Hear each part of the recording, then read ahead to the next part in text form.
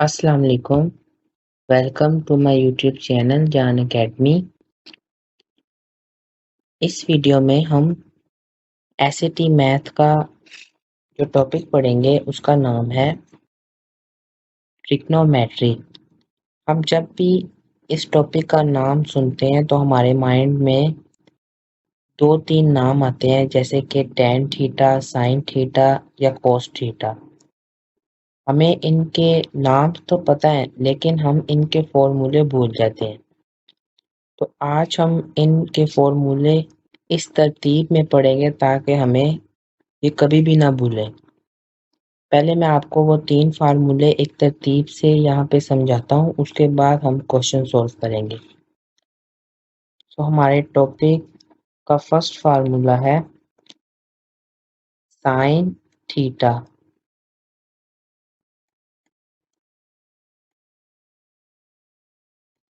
ये इक्वल होता है परपेंडिकुलर डिवाइडेड बाय हाइपोटेन्यूज के। सेकेंड फॉर्मूले का नाम है tan थीटा।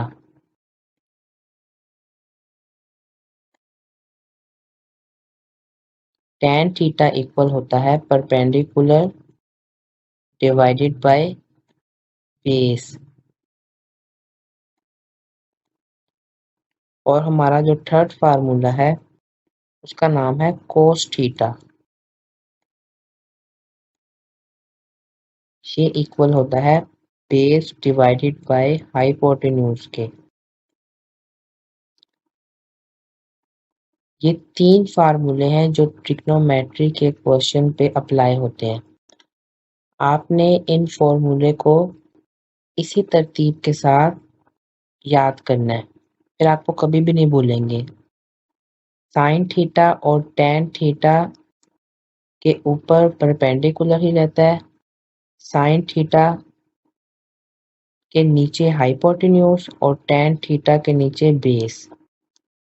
और cos थीटा टोटली चेंज हो जाता है बेस डिवाइडेड बाय हाइपोटेन्यूज। अब मैं आपको एक और बात बताना चाहता हूँ। अगर ये एक राइट एंगल ट्रायंगल है, अगर वो हमें कोई एंगल दे दे, मीन वो कहे कि ये 45 का एंगल है और हमें ये ना बताए कि परपेंडिकुलर कौन सा है या हाइपोटेन्यूज कौन सा है, तो हम कैसे फाइंड करेंगे? मैं आपको आज वो तरीका बताता हूँ। जब भी आप देखें कि राइट एंगल ट्रायंगल में एक एंगल दिया गया है और उसने नहीं बताया परपेंडिकुलर कौन सा है, तो एंगल के बिल्कुल सामने परपेंडिकुलर होता है, ठीक है? और इधर हाइपोटेन्यूज और इधर बेस। अगर आप परपेंडिकुलर फाइंड कर लेंगे तो फिर आप बेस भी फाइंड कर लेंगे और हाइपोटेन्यूज भी फाइंड कर लेंगे।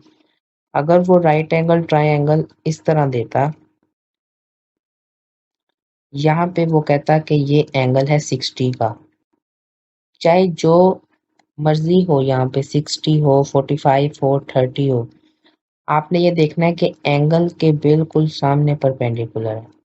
अब जब आपने परपेंडिकुलर फाइंड कर लिया तो आपको पता है ये जो लाइन होती है ये हाइपोटेन्यूज की लाइन है और ये बेस है, ठीक है? अब मैं आपको क्वेश्चन सॉल्व करवाता हूँ। क्वेश्चन नंबर 1 सॉल्व करते हैं। अब आपके लिए ट्रिग्नोमेट्री का हर क्वेश्चन आसान हो जाएगा।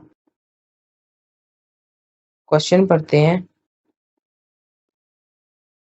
इन a right triangle above sin p equal 4 divided by 5, what is the value of cos q? उसने कहा है कि जो sin p है वो इक्वल है 4 डिवाइडेड बाय 5 के। अब हम कैसे कह सकते हैं कि ये परपेंडिकुलर है या ये बेस है? उसने सिर्फ हमें इतना हिंट दे दिया कि sin p, इसका मतलब है एंगल p है। और मैंने आपको अभी बताया कि एंगल के सामने परपेंडिकुलर होता है। इट मीन्स ये परपेंडिकुलर है, ये बेस है और ये हाइपोटेन्यूज है। ठीक है। अब हमने साइन का फार्मूला पीछे क्या पढ़ा था, sine theta equal to perpendicular divided by hypotenuse. अब हमने इसकी वैल्यू को इसके इक्वल रख देना है, 4 डिवाइडेड बाय 5। आप ये देखें, p की जगह पे वैल्यू है 4 और हाइपोटेन्यूज की जगह वैल्यू है 5। इट मीन्स p इक्वल 4 और हाइपोटेन्यूज इक्वल है 5 के। हमने फाइंड करना है कोस क्यू की वैल्यू। अब एंगल चेंज हो जाएगा, पहले साइन p था, अब कोस क्यू है। इट मीन्स कि अब क्यू एंगल है हमारा। अब मैंने आपको बताया था कि एंगल के सामने परपेंडिकुलर होता है। इट मीन्स ये परपेंडिकुलर है, ये हाइपोटेन्यूज वैसे ही रहेगा। अब ये बेस है, चेंज हो गया सब कुछ क्योंकि हमने एंगल ही चेंज कर दिया है। ठीक है, हमने फाइंड करना है कोस क्यू। कोस का फार्मूला होता है बेस डिवाइडेड बाय हाइपोटेन्यूज। अब आपने ये देखना है कि बेस की वैल्यू क्या है। यहाँ पे ये देखें, बेस इक्वल है 4 के और हाइपोटेन्यूज किसके इक्वल था, 5 के। एंगल चाहे चेंज हो जाए लेकिन वैल्यू वही रहेगी। ठीक है, एंगल चाहे चेंज हो जाए, वो आपको आर एंगल कह दे या क्यू कह दे, आपने जो वैल्यू पहले वहां पे लिख दी है ना, वो वैल्यू वैसी ही रहनी। हमारा राइट आंसर है 4 डिवाइडेड बाय 5। अब आपके माइंड में एक क्वेश्चन आ रहा होगा कि जो क्वेश्चन में साइन पी की वैल्यू थी वही कोस क्यू की वैल्यू आई है। आंसर तो हमारा सही है। अब मैं आपको बताता हूँ कि आपने अगर इस तरह का क्वेश्चन डायरेक्ट करना हो तो आपने कैसे सॉल्व करना है। अगर आपने इस क्वेश्चन को डायरेक्ट सॉल्व करना है तो इसका फार्मूला है cos theta equal to sine theta. Sine theta equal to cos theta. ये वो फार्मूला है जो आप इस क्वेश्चन पे अप्लाई करके आंसर को बहुत जल्द फाइंड कर सकते हैं। अब इस क्वेश्चन में उसने कहा है जी sine P equal 4 divided by 5। जब आप इस फार्मूले को अपने माइंड में रखेंगे तो फिर आपको फौरन पता चल जाएगा कि साइन पी इक्वल होता है कोस क्यू के। वो आपको यहाँ पे चाहे आर दे चाहे क्यू दे, लेकिन sine theta equal to cos theta, यहाँ पे जो भी वैल्यू लिखी होगी वही वैल्यू कोस की होगी। अगर यहाँ पे कोस लिखा होता और यहाँ पे साइन लिखा होता फिर भी वैल्यू सेम ही रहनी थी। अब मैं यहाँ पे डायरेक्ट करके दिखाता हूँ कि एक बच्चा अगर डायरेक्ट फार्मूला यहाँ पे अप्लाई करता है तो वो कैसे करेगा। ये देखें, sine P equal to 4 divided by 5। उसको पता है साइन थीटा इक्वल होता है कोस थीटा के, तो वो यहाँ पे लिख देगा cos Q equal to 4 divided by 5। इस तरह आप ये क्वेश्चन सॉल्व कर सकते हैं। ये आपके ऊपर डिपेंड करता है कि आप किस तरह सॉल्व करना चाहते हैं। मैंने आपको दोनों तरीके से समझा दिया है। नेक्स्ट क्वेश्चन सॉल्व करते हैं। Question number 2।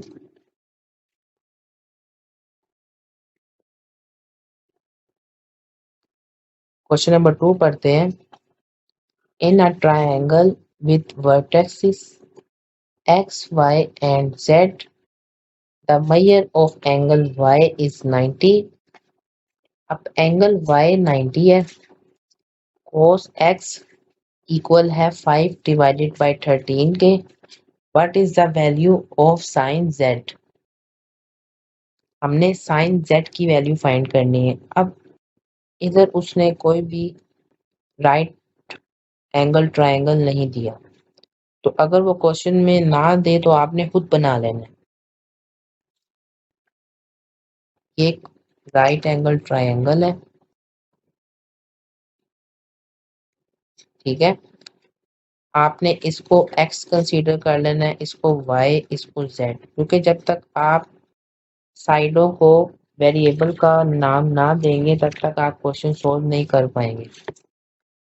अब इस क्वेश्चन को भी सोल्व करने के दो तरीके हैं, या तो हम इसको डायरेक्ट सोल्व करें। आज हम इस क्वेश्चन को पहले डायरेक्ट सोल्व करते हैं। कोस थीटा इक्वल होता है साइन थीटा के, इसका मतलब ये है कि साइन z इक्वल है 5 डिवाइडेड बाय 13 के, राइट। अब मैं आपको स्टेप वाले तरीके से भी सोल्व करके दिखा देता हूँ। कोस एक्स, अब कोस का फार्मूला होता है बेस डिवाइडेड बाय हाइपोटेन्यूज, और उसने यहाँ पे वैल्यू दी है 5 डिवाइडेड बाय 13, राइट। उसने कहा है एंगल y इज 90, मीन 90 का एंगल है। हमने फाइंड करना है कोस x, इट मीन्स हमने एंगल अब x लेना है। तो एंगल के सामने परपेंडिकुलर, ये बेस और ये हाइपोटेन्यूज। बेस है हमारे पास 5 और हाइपोटेन्यूज है 13। हमें पता चल गया कि बेस 5 है और हाइपोटेन्यूज 13 है। हमने फाइंड करना है साइन z। साइन इक्वल होता है परपेंडिकुलर डिवाइडेड बाय हाइपोटेन्यूज, ठीक है। अब हमने z को एंगल लेना है, तो जब मैं z को एंगल लूंगा तो एंगल के सामने परपेंडिकुलर, अब ये परपेंडिकुलर है, ये बेस है और ये हाइपोटेन्यूज है, राइट। अब यहाँ पे परपेंडिकुलर की वैल्यू क्या है 5 और हाइपोटेन्यूज की वैल्यू क्या है 13। ये देखिए, ये आ गया हमारा राइट आंसर। हमने इतना लंबा स्टेप किया तो हमारे पास आंसर फिर भी 5 डिवाइडेड बाय 13 आया। हमने क्विकली जब सोल्व किया तब भी हमारे पास आंसर 5 डिवाइडेड बाय 13 ही आया था, ठीक है। ये बहुत ही आसान क्वेश्चन होते हैं, बस बच्चे फार्मूले भूल जाते हैं जिसकी वजह से उनको प्रॉब्लम आती है पेपर में। आपने फार्मूले नहीं भूलने बस। नेक्स्ट क्वेश्चन सोल्व करते हैं, क्वेश्चन नंबर 3।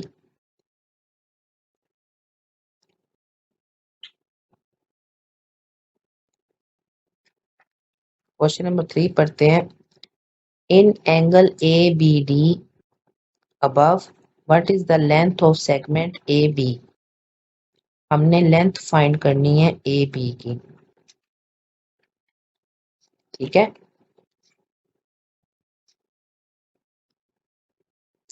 अब ये एंगल है 60 का और ये एंगल है 45 का। इट मीन्स ये दोनों अलग राइट एंगल ट्रायंगल है। अब हमने फाइंड करनी है लेंथ ए बी की। हमारे पास ना इस राइट एंगल ट्रायंगल में ना हाइपोटेन्यूज है, ना इसमें हमारे पास बेस है, ना परपेंडिकुलर है, तो हम कैसे फाइंड करेंगे ए बी की लेंथ। अगर हम इस राइट एंगल ट्रायंगल में देखें तो हमारे पास एंगल मौजूद है और एंगल के बिल्कुल सामने परपेंडिकुलर होता है, ये हाइपोटेन्यूज है और ये बेस है। हमारे पास यहाँ पे हाइपोटेन्यूज अवेलेबल है जो कि है 6। अब हमने परपेंडिकुलर फाइंड करना है। अगर हम परपेंडिकुलर फाइंड कर लेंगे तो हमारे लिए ए बी की लेंथ फाइंड करना बहुत ही आसान हो जाएगा। तो परपेंडिकुलर जब फाइंड करना हो तो यहाँ पे हम कौन सा फार्मूला अप्लाई करेंगे। कोस थीटा तो यहाँ पे बिल्कुल भी अप्लाई नहीं हो सकता। टेन थीटा इस वजह से नहीं हो सकता क्योंकि हमारे पास बेस की वैल्यू अवेलेबल नहीं है। साइन थीटा का वैल्यू यहाँ पे इस वजह से अप्लाई होगा क्योंकि हमारे पास हाइपोटेन्यूज की वैल्यू अवेलेबल है। Sine theta equal to perpendicular divided by hypotenuse. मैं चाहता हूं कि मैं आपको कोई भी क्वेश्चन समझाऊं ना, तो उसमें मैं आपको रीजन जरूर बताऊं कि मैं क्यों इस फॉर्मूले को ले रहा हूं। ठीक है,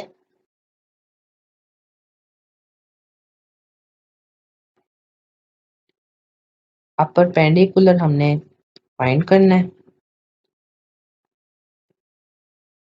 हाइपोटेन्यूज है हमारे पास 6, साइन, अब यहाँ पे थीटा नहीं लिखना, आपने थीटा की जगह एंगल की वैल्यू लिखनी है, मीन साइन 60। ठीक है, अब जब आप कैलकुलेटर पे साइन 60 को सॉल्व करेंगे तो आपके पास वैल्यू आएगी square root 3 divided by 2 equal to perpendicular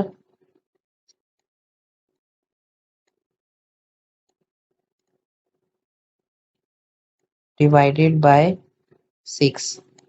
अब हमने फाइंड करना है परपेंडिकुलर, तो ये जो 6 यहाँ पे डिवाइड हो रहा है ये इक्वल के उस साइड पे चला जाएगा तो मल्टीप्लाई हो जाएगा, square root 3 divided by 2 multiply 6 equal to perpendicular.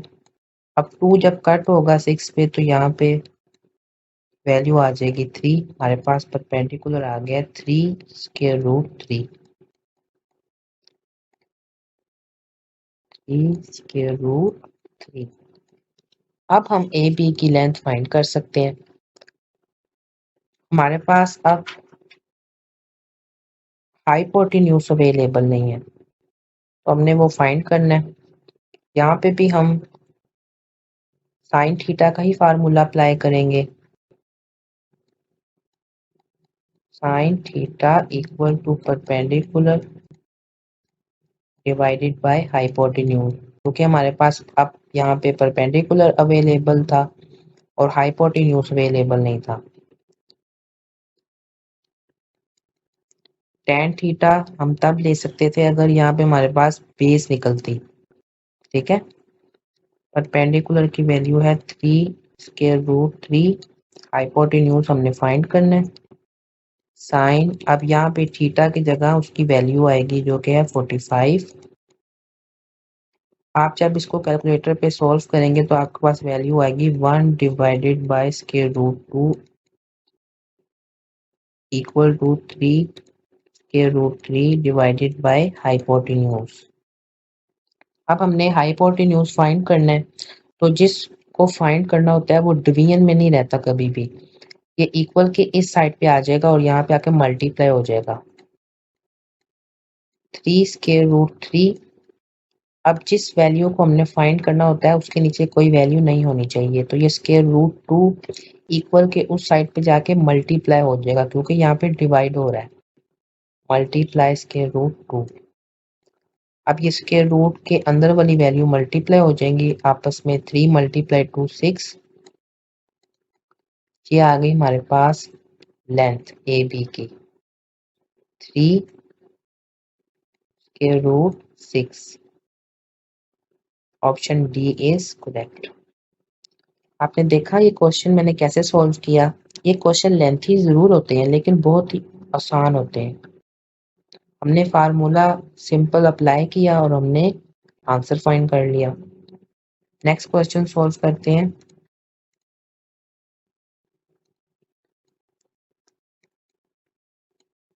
Question पढ़ते हैं, right triangle A B C is shown above, which of the following expressions is equal to n divided by m। अब वो कह रहा है कि n डिवाइडेड बाय m किसके equal है। तो जब इस तरह क्वेश्चन हम देखेंगे तो हम पेपर में कंफ्यूज हो जाएंगे कि हम किसके इक्वल रखें n डिवाइडेड बाय m। तो जब आप इस तरह क्वेश्चन देखें कि आपको कोई भी स्टेटमेंट समझ नहीं आ रही तो आप सिंपल ऑप्शंस को पुट करके देखें। अब हम ऑप्शन ए को चूज करते हैं जो कि है cos a। cos का फार्मूला क्या होता है, बेस डिवाइडेड बाय हाइपोटेन्यूज। अब cos a है इट मीन्स ए एंगल है और एंगल के सामने परपेंडिकुलर होता है। ये बेस है और ये हाइपोटेन्यूज है। हाइपोटेन्यूज की लाइन हमेशा इस तरह, जैसे वो कहते हैं ना, तिरछी होती है। इस वजह से मैं बेधड़क होके हाइपोटेन्यूज को कह देता हूँ कि ये हाइपोटेन्यूज है। ये आहिस्ता आहिस्ता आप भी एक्सपर्ट हो जाएंगे, आपको भी समझ आ जाएगी कि आपने हाइपोटेन्यूज को कैसे लेना है और बेस कैसे लेनी है और परपेंडिकुलर कैसे लेनी है। अब यहाँ पे आप देखें तो जो परपेंडिकुलर है वो है एन। बेस यहाँ पे अवेलेबल ही नहीं है। अगर मैं एंगल ए लेता हूँ, हाइपोटेन्यूज मेरे पास यहाँ पे है जो कि है एम, लेकिन मेरे पास बेस की वैल्यू अवेलेबल नहीं है। It means option A is wrong. अब हम ऑप्शन बी को चूज करते हैं जो कि है कोस बी। इसको मैं रेस नहीं करता ताकि आपको समझ आए, इसको रेस कर देता हूँ। अब हमारा एंगल चेंज होने लगा है।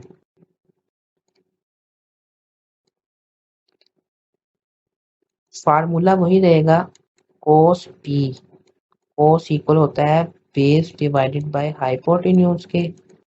अब बी एंगल है और एंगल के सामने परपेंडिकुलर होता है। ये हाइपोटेन्यूज और ये बेस है। अब बेस किसके इक्वल है? एन के। और हाइपोटेन्यूज किसके इक्वल है?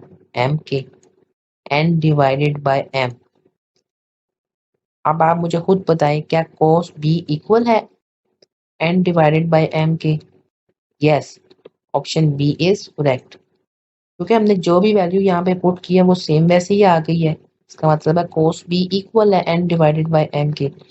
अगर मैं आपको tan ए भी चेक करवा दूं तो ये भी गलत होगा। आपकी तसल्ली के लिए मैं आपको ये भी चेक करवा देता हूँ।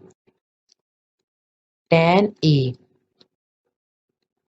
अब tan इक्वल होता है परपेंडिकुलर डिवाइडेड बाय बेस के। अब ये एंगल है, ये परपेंडिकुलर है, ये हाइपोटेन्यूज है और ये बेस है, राइट। अब परपेंडिकुलर की वैल्यू है n, तो बेस की वैल्यू क्या है मुझे बताएं। यहाँ पे m आ रहा है, सिर्फ कोस बी में ही n डिवाइडेड बाय m आया है, कोस ए में भी नहीं आया, tan ए में भी नहीं आया। आप tan बी को भी चेक कर लीजिएगा, नहीं आएगा। ठीक है, that's why I choose option B. Option B is the correct answer. I hope आपको इस क्वेश्चन की समझ आ गई होगी। नेक्स्ट क्वेश्चन सॉल्व करते हैं।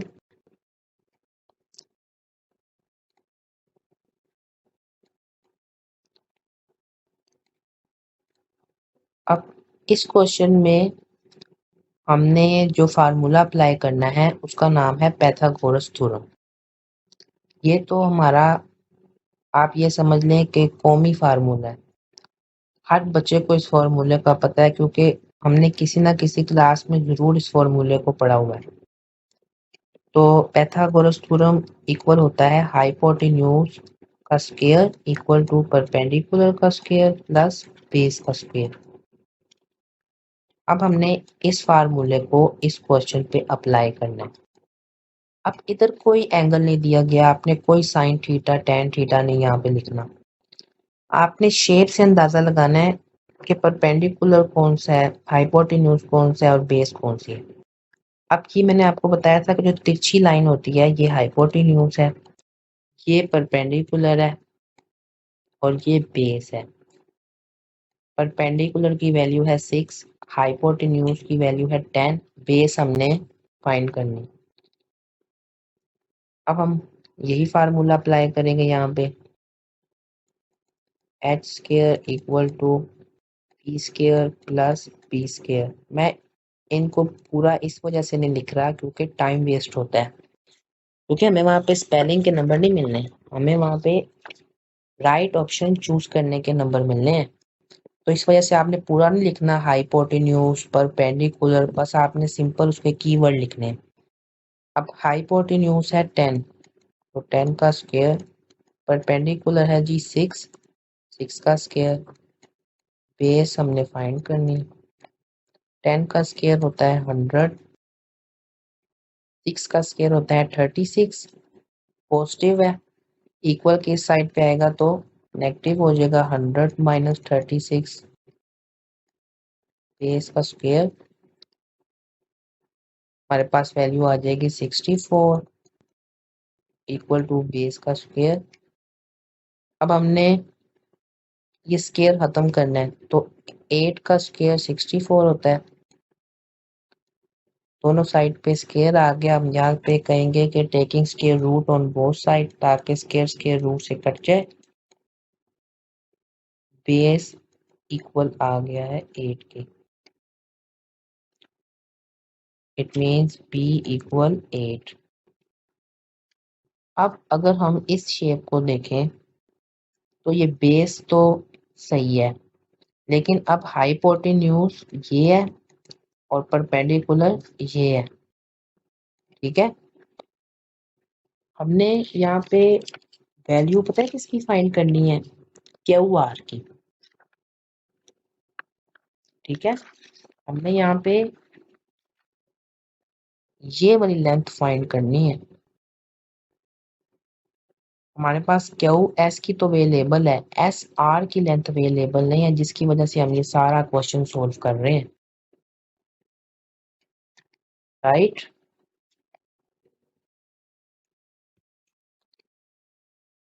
वही फार्मूला अप्लाई करेंगे, H square equal to P square plus B square. अब हाइपोटेन्यूज यहाँ पे है 17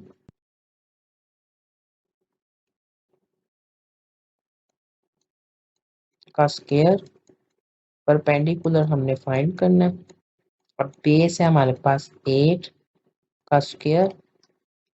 अब 17 का स्क्वायर होता है 289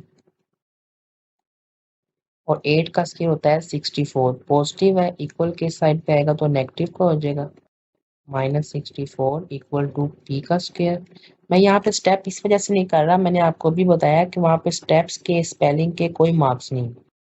क्वेश्चन सॉल्व करो, जिस हद तक हो सके आपने जल्दी से जल्दी क्वेश्चन को सॉल्व करने की कोशिश करनी है। कभी कभार ऐसा होता है कि क्वेश्चन मुश्किल भी आ जाते हैं तो उन पे टाइम लग जाता है, तो आपने इस तरह के क्वेश्चन पे ज़्यादा टाइम नहीं लगाना, ठीक है। अब 289 में से जब मैं माइनस करूंगा ना 64, तो मेरे पास वैल्यू आ जाएगी 225 इक्वल टू परपेंडिकुलर का स्क्वायर। अब 15 का स्क्वायर 225 होता है, इक्वल टू परपेंडिकुलर का square, taking square root on both side, square square root से कट गया, परपेंडिकुलर की वैल्यू आ गई है 15। अब वहां पे ऑप्शंस में 15 भी अवेलेबल होगा, 21 भी अवेलेबल होगा, 27 भी अवेलेबल होगा और 30 भी अवेलेबल होगा। मैं ये कंफर्म कह सकता हूँ कि बच्चे फौरन क्वेश्चन को नहीं पढ़ेंगे, फौरन वहां पे जाएंगे और 15 को टिक कर देंगे, और वो गलत हो जाएगा।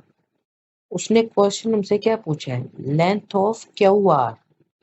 उसने आपसे एस आर की लेंथ नहीं पूछी, क्यू आर की लेंथ पूछी है। अब क्यू आर की लेंथ हम कैसे फाइंड करेंगे, तो मैं आपको उसका सिंपल सा तरीका बताता हूँ कि क्यू से लेके आर तक जितनी भी वैल्यूज आ रही हैं उसको आप ऐड कर दें। 15 प्लस 6 इक्वल टू 21, ये आ गया हमारा राइट आंसर। आप जब भी इस तरह क्वेश्चन देखें तो आपने ऐसे ही करना है। यहाँ पे जो मर्जी वेरिएबल दिया गया हो, आपने देखना है कि उस लाइन में कौन कौन सी वैल्यू है, आपने उनको ऐड कर देना है और आपने लेंथ फाइंड कर लेनी है। आपको मैं इस तरह का सेम एक और क्वेश्चन सोल्व करवाता हूँ ताकि आपका कंसेप्ट क्लियर हो जाए।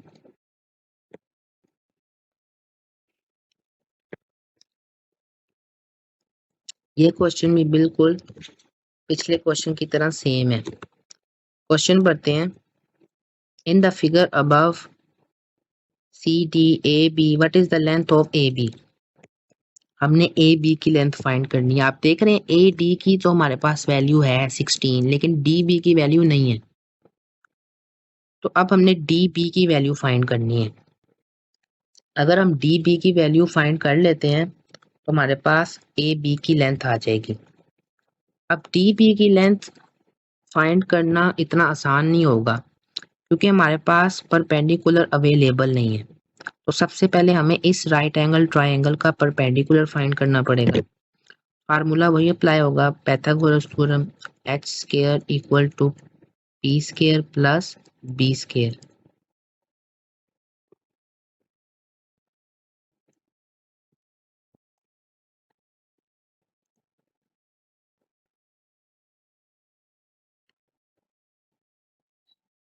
अब हाइपोटेन्यूज हमारे पास है 20, बेस है 16 और परपेंडिकुलर हमने फाइंड करना है,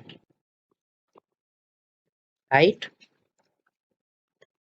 अब 20 का स्क्वायर आएगा यहाँ पे क्योंकि हाइपोटेन्यूज 20 है, परपेंडिकुलर हमने फाइंड करना है और बेस है हमारे पास 16 का स्क्वायर। अब 20 का स्क्वायर होता है 400 इक्वल टू परपेंडिकुलर का स्क्वायर प्लस 16 का स्क्वायर होता है 256, 400 minus 256 equal to P square. अब 400 में से जब मैं 256 माइनस करूंगा तो मेरे पास वैल्यू आ जाएगी 144 इक्वल टू परपेंडिकुलर का स्क्वायर, 12 का स्क्वायर 144 होता है, taking square root on both side, square root से कट गया, परपेंडिकुलर इक्वल आ गया 12 की, परपेंडिकुलर है जी 12। अब इस राइट एंगल ट्राइंगल में हमारे पास हाइपोटेन्यूज है, हमने सिर्फ बेस फाइंड करनी है। फार्मूला वही अप्लाई होगा, हाइपोटेन्यूज का square equal to P square plus B square. Hypotenuse 13 का स्क्वायर इक्वल टू परपेंडिकुलर है 12 का स्क्वायर प्लस बेस हमने फाइंड करना है, 13 का स्क्वायर 169, 12 का स्क्वायर 144, पॉजिटिव है इक्वल के इस साइड पे आएगा तो नेगेटिव का हो जाएगा -144 इक्वल टू बेस का स्क्वायर। अब 169 में से जब मैं माइनस करूंगा 144 तो मेरे पास वैल्यू आ जाएगी 25 इक्वल टू बेस का स्क्वायर, 5 का स्क्वायर 25 होता है इक्वल टू बेस का square, taking square root on both side, base equal 5। ठीक है, अब हम ए बी की लेंथ फाइंड कर सकते हैं। अब ए से लेके बी तक लाइन में जितनी भी वैल्यूज हैं उनको आपने ऐड कर देना है, 16 plus 5 equal to 21 is a right answer. A B की लेंथ है 21। ठीक है, नेक्स्ट क्वेश्चन सॉल्व करते हैं।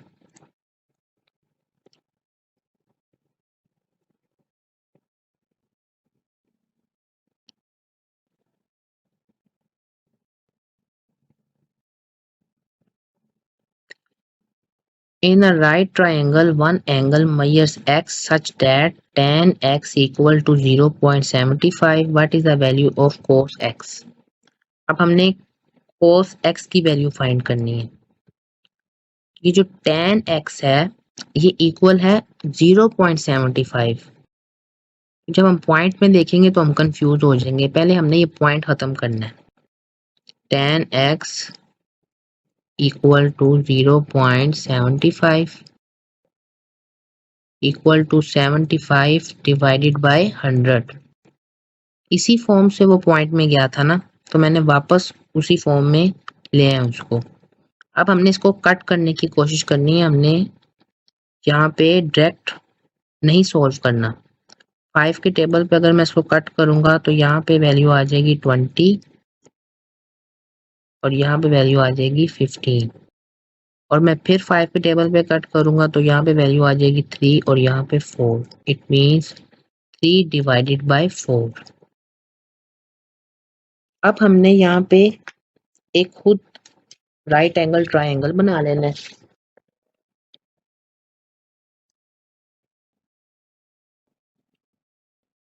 हम इसको x कंसीडर कर लेते हैं, इसको y और इसको z। हम ए बी सी भी ले सकते हैं यहाँ पे, लेकिन आप खुद देखें कि tan x है, cos x है, तो x वाली वैल्यू लेंगे तो ज्यादा बेहतर है। अब हमारे पास जो एंगल है वो है x, क्योंकि हमने tan x फाइंड करना है। तो एंगल के सामने परपेंडिकुलर, ये हाइपोटेन्यूज और ये बेस। अब tan का फार्मूला क्या होता है? परपेंडिकुलर डिवाइडेड बाय बेस, और वैल्यू क्या है tan की? 3 divided bye 4। It means perpendicular 3 है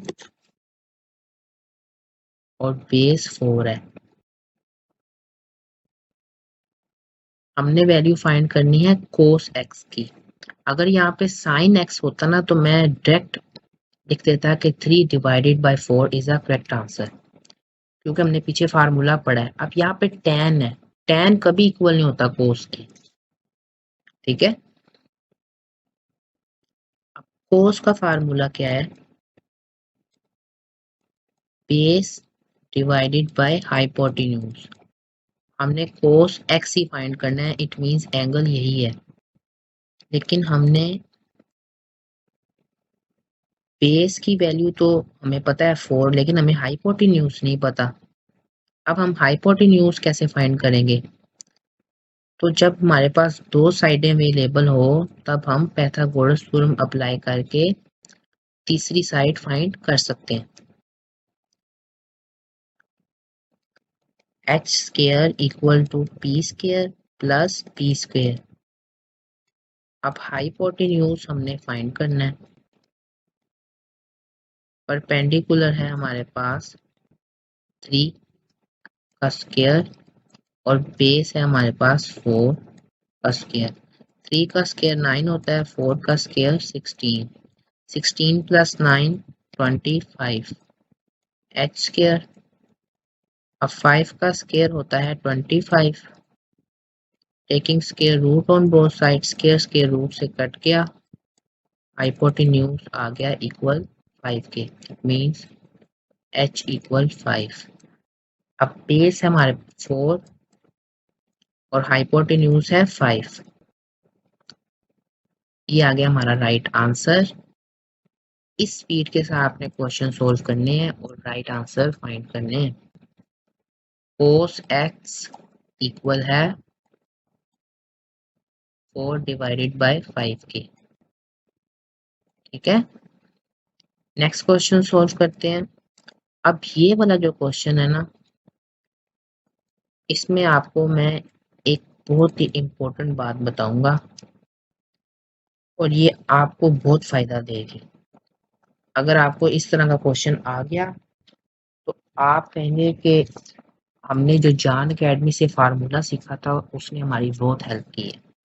इस क्वेश्चन को सॉल्व करने से पहले एक फार्मूला आप देख लें।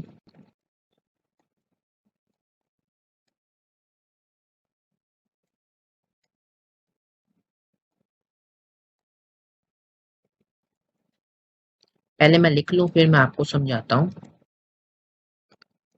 आपको आराम से समझाऊंगा ताकि आपको समझ लग जाए।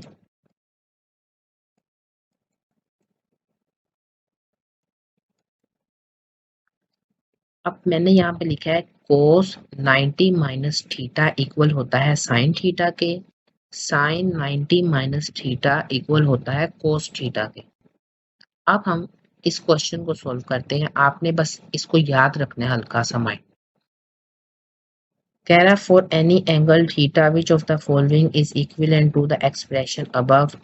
अब हमने इस पूरी इक्वेशन को समझ लें छोटा करना है, राइट। साइन थीटा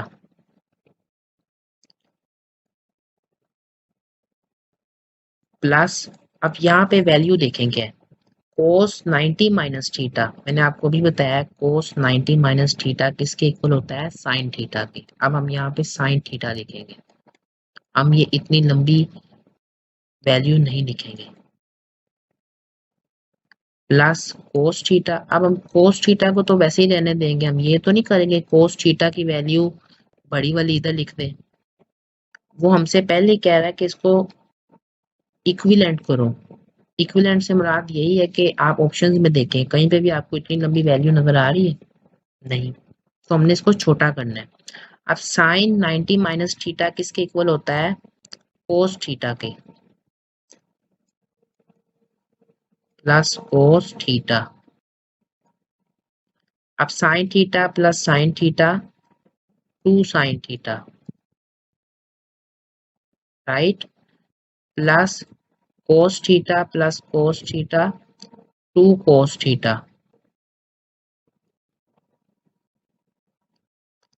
अब मैं यहाँ पे 2 को कॉमन ले लूंगा, तो जब 2 कॉमन लूंगा यहाँ से 2 खत्म हो गया, खाली साइन थीटा रह गया, प्लस अब यहाँ से भी 2 खत्म हो गया, कोस थीटा। ये आ गया हमारे पास right answer, option D is correct. इस फार्मूले को आपने नहीं भूलना, ये आपकी बड़ी हेल्प करेगा क्वेश्चन में, ठीक है। नेक्स्ट क्वेश्चन सॉल्व करते हैं।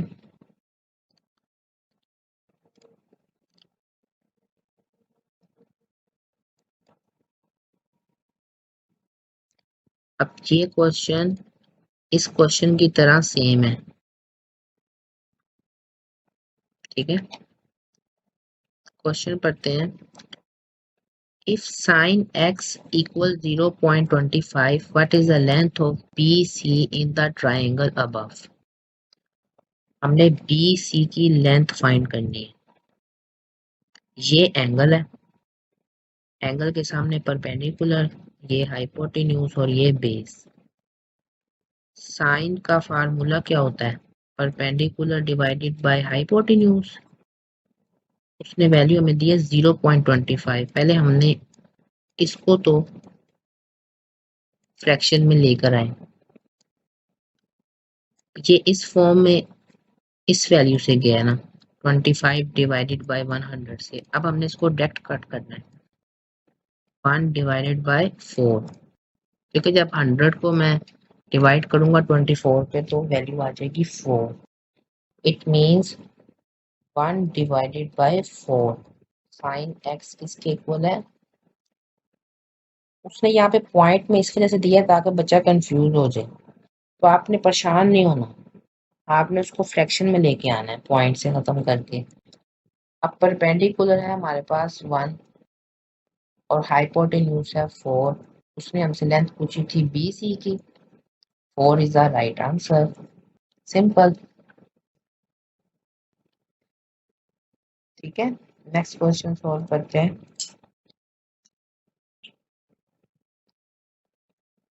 इस टॉपिक का लास्ट क्वेश्चन है।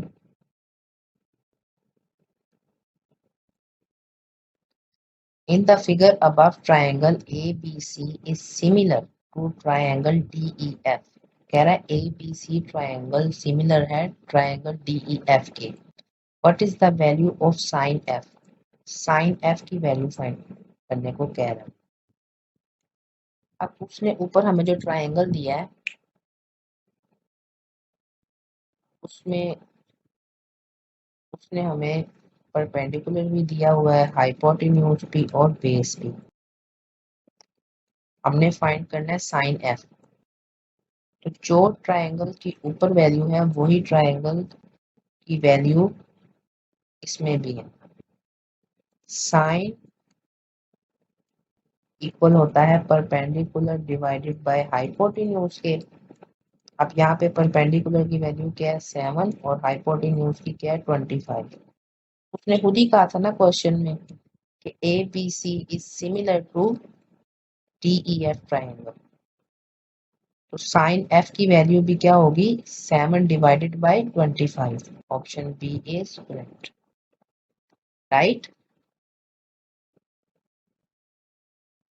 ट्रिग्नोमेट्री का टॉपिक कंप्लीट हो चुका है। इसमें जिस हद तक एग्जाम में क्वेश्चन आ सकते हैं मैंने आपको वो समझा दिए हैं, बस फार्मूले याद रखना आपका काम है और आपने मेरी ये वीडियो स्किप करके नहीं देखनी। अगर आप एक भी फार्मूला छोड़ जाते हैं तो ट्रिग्नोमेट्री का टॉपिक कंप्लीट नहीं होता, क्योंकि एग्जामिनर आपको कभी कभार तो आसान क्वेश्चन देता है, कभी कभार वो थोड़े से टेक्निकल क्वेश्चन देता है। मैंने आपको सारे क्वेश्चन इस वीडियो में समझा दिए। अगर आपको मेरी ये वीडियो देखने के बाद क्वेश्चंस की समझ आई है तो मेरी वीडियो को लाइक करें, शेयर करें और मेरे यूट्यूब चैनल जान अकेडमी को सब्सक्राइब करें। नेक्स्ट वीडियो में मुलाकात होगी। दुआओं में याद रखिएगा। अल्लाह हाफिज़।